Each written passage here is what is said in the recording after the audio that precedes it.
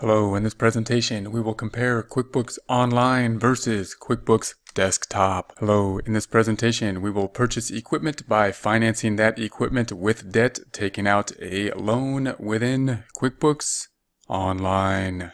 We will have a comprehensive QuickBooks Online course soon, if not available yet. We also have a comprehensive Excel course which complements the QuickBooks courses and a QuickBooks Pro desktop version course you can find at the link below. Here we are with the QuickBooks Online dashboard. We will be continuing with the Get Great Guitars problem. We're going to be purchasing equipment, but we will be purchasing it not with cash, but with debt. This seems like an easy transaction, but it can be a little bit tricky because we can't use the normal tools we used in order to purchase something. For example, if we go up top and take a look at our normal tools, we could say we're going to purchase something typically from a vendor.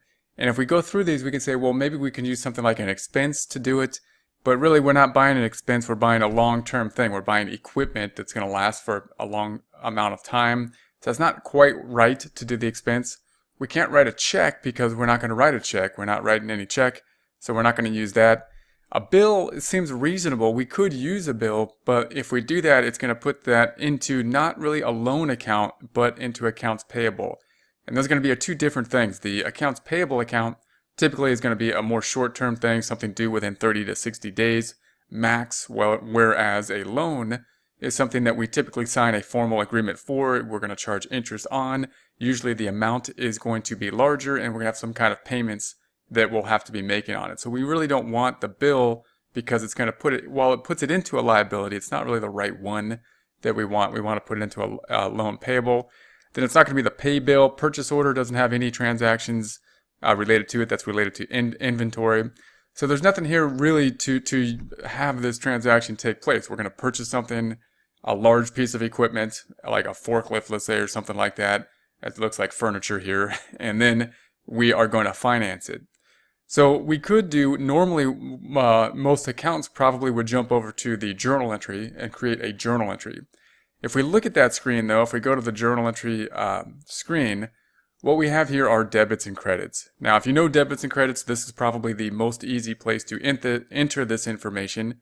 But if you don't, and there's only two accounts, so it's not too bad, even if you don't know debits and credits well.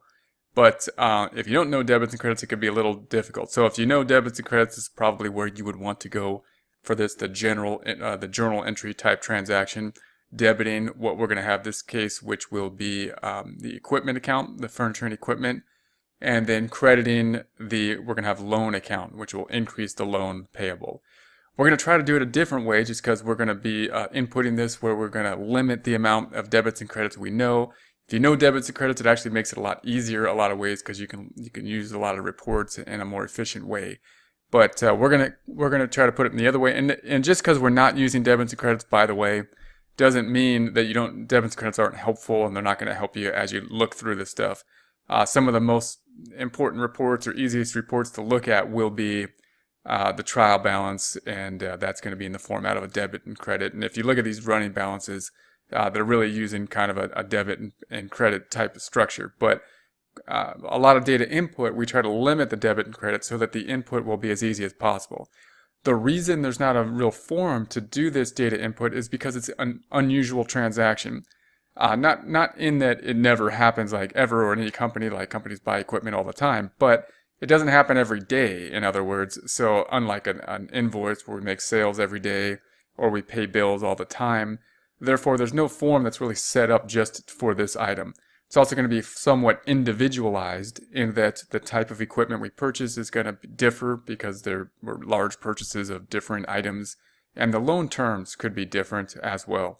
So that's one of the reasons there's not a form. That's one of the reasons when that happens, when we have these types of transactions that don't happen all the time, that's when we have to know a little bit more in order to enter that information and see what's going on with it. Now, another way we can try to enter this is to use the registers. So that's what we're going to do here. We're going to go to the accounting on the left side.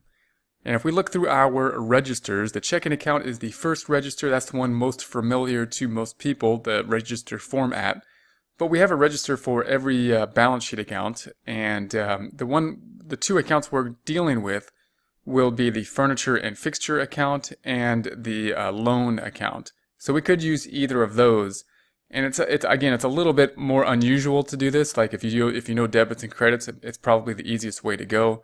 But we can do this here. We could say, okay, this is the furniture and fixture account. And if I look at the register, I can say, well, it needs to go up because we bought more furniture and fixture.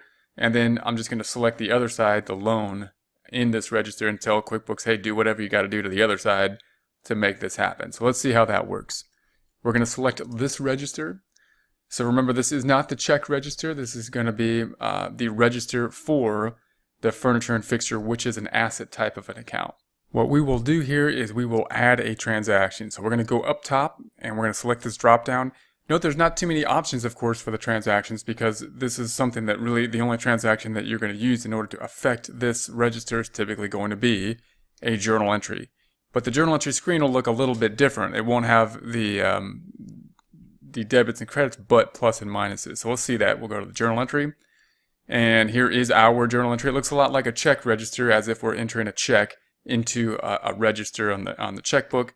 But this is going to be not the checking account, but the loan account. I mean the furniture and fixtures account, an asset account.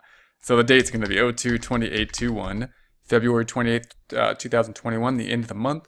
We're going to say reference. I'll keep the reference to. It's an automatically generated reference. We're going to say that the payee is going to be Office Depot. We're purchasing from Office Depot. However, we're not paying any cash. We're financing it. We're financing the whole thing with a loan, not accounts payable, not a short-term finance, but a long-term finance, paying interest on it and whatnot. I'm not going to put the memo here, and we're going to say it's going to be an increase. Now, it's going to increase, meaning we're in the asset account of furniture and fixture. That's the account that will increase. The cost is going to be $5,000. That's how much we're purchasing it for. Also, the loan amount. We're not going to pay anything for it, so the other account is all going to go into the liability, not accounts payable, but loans payable. So we could find that in the drop-down. It's guessing it's going to be an expense, but it's not. It's going to be a liability.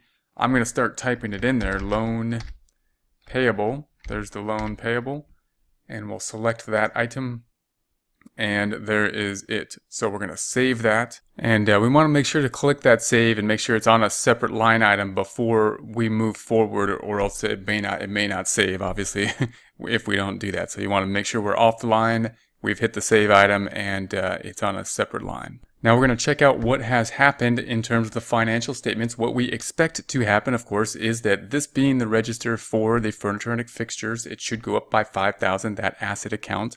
The other side's a loan. It's not an income statement account. Nothing's happening to revenue or expenses. The loan is going up, and that's going to be the loan payable, a liability account. So let's take a look at that. We're going to go to reports on the left side. We're going to go to the balance sheet, and we'll take a look at the dates. Will be 02/01/21 to 02/28/21. February 1st, 2021 to February 28th, 2021, and run that report. So here is our report. If we scroll down through the report, we then see our information. I'm going to scroll up to the assets first. In the fixed assets, we have furniture and fixture. Now we're breaking out here between the original amount. This was what was put in for the opening balance when we first started the company versus the activity. So furniture and fixture here, and that'll total up to this $103,000. We're going to select the $28,000 here, the furniture and fixtures, and that'll give us our activity. So we had $23,000 before this. Here is that $5,000 that we just entered, bringing the balance to $28,000. If we select that $5,000, then we're going to see a journal entry. And note this is that journal entry screen. It's not going back to the register format that we saw before, but we entered within that register format basically a journal entry. And again, QuickBooks trying to say, hey, we're going to try to let you, put up an area we don't need to know the debits and credits as we have here in order to enter that information. But really, this is going to be a journal entry format. There's no form that we can go to that's standardized. It's really just got to be a journal entry that's going to be entered into this format because it is an unusual transaction or one that doesn't occur on a daily basis. So we're going to close this back out. We're going to take a look at the other side. So we'll scroll back up to the top. We're going to go back to our report summary. And then the other side is going to go into the loan So if we scroll down, we took out another loan here. So we've got the loan payable. If we select the loan payable and scroll down, we see this 5,000 there. So it's an increase in the loan. It was at 70,941 before that. Then we have this bringing the amount up to 75,941. And then note we have these payments that are a bit out of order because we made these payments to show at the beginning of this problem. A payment at the beginning of a loan, and then the payment at the end of the loan. So in essence, we're grouping another loan. And note this is a different loan than we started with. This isn't all the same loan.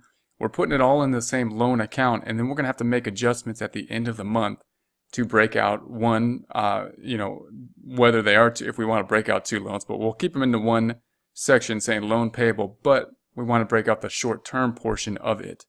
And this loan may be all short-term, and therefore the whole thing should probably be broken out and put in a short-term portion, meaning it's going to be due within a year. Anything due with over a year should be in the long-term portion of the loan payable. We'll address those issues as we go to the adjusting entries.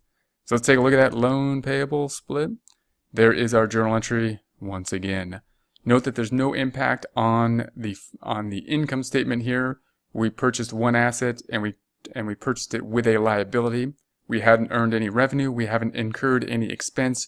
We will incur an expense as we allocate the cost of this furniture, not in accordance with when we pay for it with cash, but in accordance with when we consume this furniture in the format of depreciation.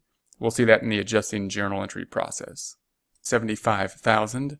Hello, in this presentation we will record the purchase of music equipment with debt. In other words, we're going to purchase 5,000 worth of music equipment and finance that equipment within QuickBooks Pro 2018. If you've been continuing along with us, we will be working with the Get Great Guitars problem. If not, that is okay. We will demonstrate the purchase of equipment through financing. We currently have the Home tab open. If you don't have the Home tab open, it can be found under Company and Home Page. We also have the Open List open over here, Open Windows. That can be found at the View tab and the Open Window List. If you have the backup to this point, you can restore that backup by going to the File tab and restoring the backup. That will get us all to the same point so we can put in the same information as we go forward. Currently, we are going to be entering equipment. We purchased equipment, we financed it. A couple ways we can do that. We cannot do that the traditional way, however, and that is that we would just basically write a check for the equipment or possibly enter a bill and then write a check at a later point in time, because the financing is going to be a bit longer term. So if we were, for example, to create a bill for it, it would go through accounts payable and we would create a liability. However, it wouldn't be in notes payable and we wouldn't be recording interest on it. We can't write a check or simply put it into the check register as we normally do. Most of our journal entries we've looked at are driven by some of these forms, or we write a check for it and that makes the journal entry for us. We can't do that at this time because there's no cash involved in this transaction at all. So we're going to have to fall back on some other method. One method is obviously we can make a journal entry for it. So this is one of those types of transactions where we might have to look at debits and credits. If we understand debits and credits, then we can just make a journal entry and put it in the general journal. The way to do that would be to go to the Company tab and make journal entry. And if we were to do that and we bought equipment on account, we would just debit the equipment account and credit the loan payable, increasing the amount of equipment and increasing the loan. If we don't want to work with debits and credits, however, QuickBooks does give us other options that we can use as well, and that would be the registers. So if we go into the banking option, and that's what we'll work with now. So we'll do the same thing. It'll be a journal entry. Everything we do in QuickBooks, most things, is a journal entry, or QuickBooks makes a journal entry through what we do. But this is going to be a way that we can do it by saying increases and decreases rather than debits and credits. So if we go to banking and say use register, we usually use the check register, but we can actually see a register for any type of account we want to look at. If we're going to be purchasing equipment, we could go to for debt. We can go to any of these two accounts. We can go to the equipment account, or we can go to the loan payable account. Either of those two accounts will work. If we go to equipment, we're going to say that we're going to increase equipment, and the other account will be loans payable. If we go to loans payable, we're going to say we're going to increase loans payable, and the other account will be equipment. Let's see what that looks like. I'm going to go to the equipment account. That makes more sense to me. So I'm going to say furniture and fixture. That needs to go up because we bought more of it. So I'm going to click on that, and we're going to see a register when we select OK for that equipment account. Probably not too much activity in your equipment account activity because you're not buying and selling equipment every day. If you were, it wouldn't be equipment, it would be inventory. And therefore, there's probably not so much action going on here. But note, all we have are increases and decreases. So I don't need to know that I need to debit the equipment account to make it go up this way. We can just put this information in terms of increases and decreases. So we're going to put the date. I'm going to say 02/28/21, the end of the month that we are working on in the year 2021. And we're going to say that we're purchasing from Office Depot, and we already have this vendor here, so we're just going to type that in. There's the vendor. We are going to increase the equipment, so it's not in terms of debits and credits, it's in terms of increasing and decreasing. Us being in the furniture account, we're going to increase the furniture account by $5,000. And then we just need to add whatever other account is affected. That other account happens to be, in this case, us financing it. We're going to put that into an account called loan payable. We already have a loan payable set up here. So if we scroll up, it's going to be an other current liability. If we start typing it in, loan payable, there it is. If you were to set up a loan payable, you would want to set it up as either long-term or current liability, depending on the terms. We're going to say here it's going to be a long-term liability, and that's how we're going to set this up. So if you hadn't set it up, you want to type in loan payable tab, and then set up the account as a long-term liability for that. So we're going to tab through this. It's also possible, note, that we're going to record all of our loans into this loan payable account. And if you have multiple loans, you might actually want to list out the loans separately on the trial balance and have the loan number so you can track them separately with their own line items. And then when you make the financial statements, you might want to group them together all in one line item called loans payable. In this case, we have few loans, so we're going to put them all into our one group of loans payable. And note that it does not record unless we hit enter to be on the next line. So we should say enter. Now it's on the next line. What's this going to do? It will obviously increase the office furniture or account, the accounts we are in, by the $5,000. And it will increase the loan payable by $5,000. Let's see if that's the case. We're going to go to our reports and check that out. Reports drop down. We'll start off with the balance sheet. We're going to go to company and financial. Scrolling down to the balance sheet, standard format. Going to change the dates by going up to the top and customize report. And we will then tab through the dates and go to 01/01/21 to 12/31/21. So January 1st, 2021 to December 31st, 2021, and OK. There is our report. We didn't pay cash for this. What did we buy? We bought furniture and equipment. That's going to be here. So we'll double click on that item. And we see the furniture and fixture there. There's the $5,000. Double clicking on that, we get back to our register where we have input this information. Closing this back out, closing this back out. We're going to go to the other side, which is not going to be an accounts payable, but loans payable because we financed this item. And we do have other loans out apparently.